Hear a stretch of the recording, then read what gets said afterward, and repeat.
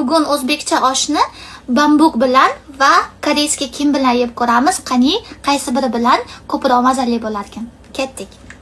Bismillah.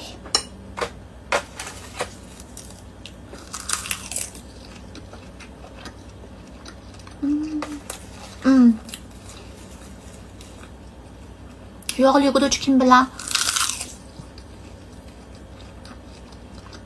Uncha yoqmadi. Kim bilan uncha yoqmadi.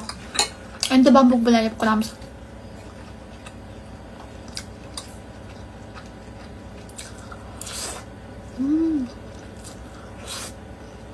Osh masala.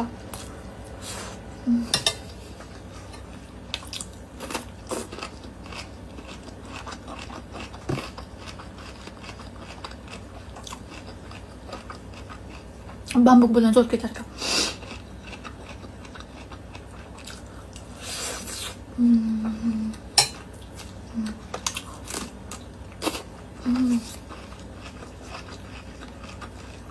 Wow.